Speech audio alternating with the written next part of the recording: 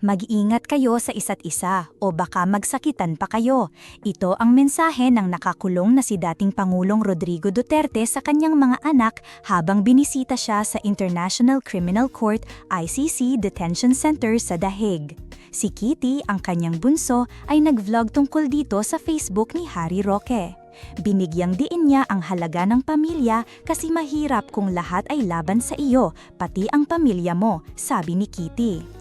Kasama ni Kitty ang kanyang mga kapatid na sina Vice President Sara Duterte at Davao City Rep Paolo Duterte. Aba, halos buong pamilya na rito, aniya. At si Acting Mayor Sebastian Duterte ay paparating na, kaya abangan nyo ang family reunion. Sinasabi ni Kitty na masaya ang kanyang ama na nakita ang kanyang mga anak.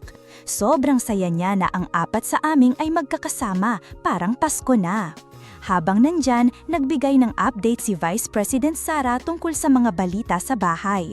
Oo, ibinabad niya ang kanyang ama sa mga latest chika sa politika. Nabanggit ang ghost projects, flood control projects, pabulong na tanong niya, may ghostbusters ba? Sabi ni Kitty, may mga hangganan ang aming usapan, syempre.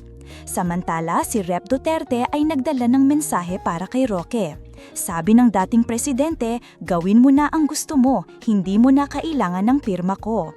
Abot langit ang tawa, sana may share na rin sa lolos mula sa dati niyang pwesto.